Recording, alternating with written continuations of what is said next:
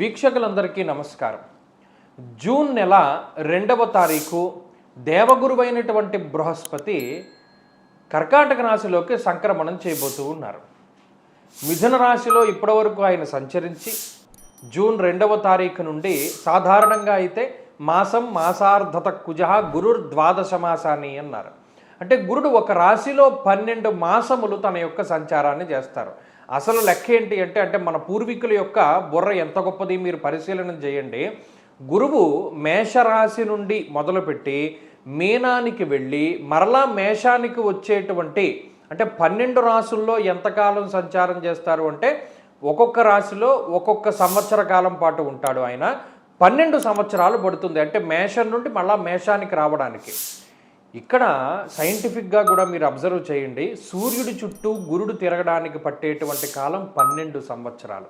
మన భూమి సూర్యుడి చుట్టూ తిరిగి రావడానికి ఎంత టైం పడుతుంది? 365 రోజులు టైం పడుతుంది. కానీ గురుగ్రహానికి ఎంత టైం పడుతుంది?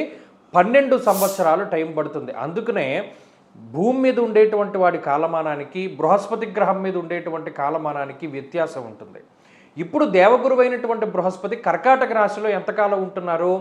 12 మాసాలు ఉండాలి, అంటే 1 సంవత్సర కాలం పాటు ఉండాలి. కానీ ఈ సంవత్సరం ఏమవుతోంది? జూన్ నెల 2వ తారీఖు దగ్గర నుండి అక్టోబర్ 31 వరకు గురుడు కర్కాటక రాశిలో సంక్రమణం చేసి నవంబర్ 1వ తారీఖు దగ్గర నుండి జనవరి నెల 26వ తారీఖు వరకు సింహంలోకి సంక్రమణం చేస్తారు.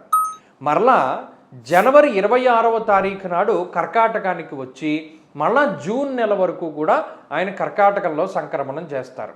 నిజానికి చెప్పాలి అంటే ఈ స్థితిని కొంత విపరీతంగా అభివర్ణించింది పంచాంగ సరళి అనేటువంటి గ్రంథం. ఏకస్మిన్ వత్సరే జీవే రాశిత్రయముపాగతే కునై సప్తకోటిభిః. అంటే ఒకే సంవత్సరం ముందు గురుడు 3 రాశుల్లో సంచరిస్తూ ఉంటే దానివల్ల ఈ భూమండలం మీద 7 కోట్ల పీనుగులు లేచును అనేటువంటి విషయం పంచాంగ సరళి అనేటువంటి గ్రంథంలో చెప్పారు. కాబట్టి అందుకనే మనకి ఇంధన సమస్యలు, లేకపోతేనేమో ప్రకృతి వైపరీత్యాలు, యుద్ధ వాతావరణము, ప్రజలు ఇబ్బంది పడ్డము, ఇటువంటివన్నీ మొదలుపెట్టి ఏదో కొత్త వైరస్ వస్తుంది, హంటా వైరస్ అని ప్రచారం జరగడం, ఇవన్నీ కూడా ఏమిటి, దీనికి ఏంటి సంకేతం అంటే రాబోతూ ఉన్నటువంటి వైపరీత్యాలకి. కాబట్టి ఈ బృహస్పతి యొక్క మార్పు ప్రకృతి మీద ఏ విధమైనటువంటి ప్రభావాన్ని చూపెడుతుందో ఇండివిజువల్గా కూడా అదే రకమైనటువంటి ప్రభావాన్ని చూపెడుతుంది. ఆ విషయాన్ని ఈ వీడియోలో క్లుప్తంగా తెలుసుకుందాం.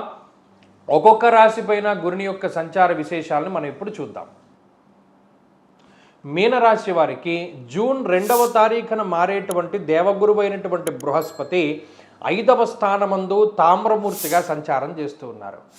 ఎంతో కాలంగా తరలిరాద తనే వసంతం తన దరికి రాని వనాల కోసం అన్నారు.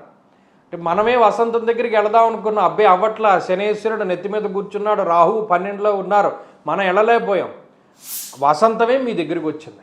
తన దరికి రాని వనాల కోసం ఆ వసంతమే మీ దగ్గరికి వచ్చింది. గురుడే మీ దగ్గరికి వచ్చారు. మహానుభావుడు, మీ రాశ్యాధిపతి ఆయన. ఎప్పుడైతే 5వ స్థానంలో ఉన్నారో మీరు గమనించండి, ఎంత దారుణమైన పరిస్థితి అండి. 2.5 సంవత్సరాలు అయిందండి గురుబలం వచ్చి.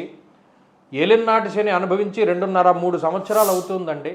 రాహు యొక్క పీడ 2.5-3 సంవత్సరాలుగా ఉంది. అంటే ఓవరాల్గా చూసుకున్నప్పుడు ఎవడో మహానుభావుడు జాతకం బాగున్నవాడు మినహాయిస్తే 3-3.5 సంవత్సరాలుగా మీనరాశి వారి యొక్క పరిస్థితి అగమ్య గోచరము. దాని గురించి వర్ణించడానికి అసలు మాటలు లేవు. అంత జుగుప్సాకరమైనటువంటి పరిస్థితి, అంటే అంత దారుణమైనటువంటి పరిస్థితి ఉన్నది. మనం చెప్పలేం ఆ బాధలు. నేను ప్రత్యక్షంగా చూసే చాలామందిలో ఆ మీనరాశి వాళ్ళు అనారోగ్య సమస్యలతోటి, ఆర్థిక ఇబ్బందులతోటి, డీఫేమ్ తోటి, చెడు ప్రచారము, నిందారోపణలు, అందరూ తిడుతూ ఉండడం, అందరి యొక్క దృష్టి మీ మీద పడుతూ ఉండడము, ప్రతి ఒక్కడు నా ఉసురు నీకు తగిలేను, నా ఉసురు నీకు, ఇలా అనేక రకాలైనటువంటి దుష్టమాటల ప్రయోగాలు మీ మీద పడుతూ ఉండడము, దాని తాలూకు ప్రభావం కూడా మీరు అనుభవించడం.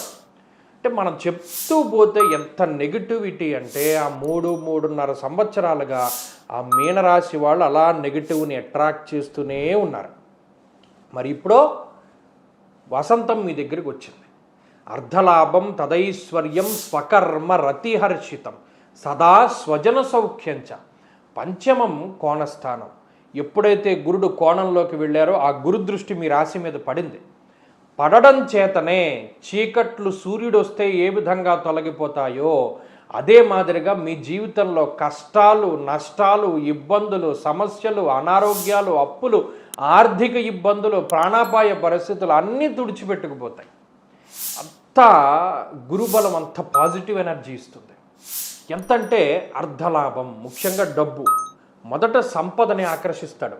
సంపద అంటే సంతానానికి సంబంధించినటువంటి విషయాలు, అలాగే శుభ కార్యక్రమాలు, వివాహాది శుభ కార్యక్రమాలు, ఆరోగ్యము, ఐశ్వర్యము, ఇవన్నీ మీ దగ్గరికి వస్తూ ఉంటాయి. తదైశ్వర్యం. స్వకర్మరతి హర్షితం. చేసే పని నచ్చదు, నచ్చిన పని చేయలేము. గతంలో ఆ రకమైన పరిస్థితి ఉంటే ఏది తలుచుకుంటే అది చేయగలిగేటువంటి శక్తి సామర్థ్యాన్ని ఇస్తాడు. మహానుభావుడు ఎవరు? గురుగ్రహం. గతంలో చెప్పాను నేను, మీనరాశి వాళ్ళ పరిస్థితి నేనేమి చెప్పలేను, ఎంత తక్కువగా మాట్లాడుతూ ఉంటే అంతే మంచిది, కానీ ఎప్పుడూ రోజులు ఒకేలా ఉండవు, ఏదో ఒక రోజు వస్తుంది, మారుతుంది పరిస్థితి అని మనం చెప్పుకున్నాం. ఇప్పుడు ఆ సమయం వచ్చింది. కాబట్టి గురువు యొక్క మార్పు ద్వారా జీవితంలో ఉన్న దరిద్రం అంతా పోయింది. అంత మించిన మాట నేను చెప్పలేను. అంత పాజిటివ్గా ఉంటుంది. అది అనుభవించే కొద్దీ మీకే తెలుస్తుంది. గత 3.5 సంవత్సరాలు ఒక ఎత్తు, ఈ గురుడు మారిన తర్వాత ఒక ఎత్తు ఫలితం. మీరు కామెంట్ పెడతారు, ఎస్ ఆ మార్పు మేము చూసాము, జూన్ 2 రాకముందే చూసాము, గురుడు మారకముందే మంచి జరిగింది, ఆ కామెంట్ కూడా పెడతారు మీరు. కాబట్టి మంచి స్వర్ణయుగం, నేను దాన్ని మించి చెప్పలేను.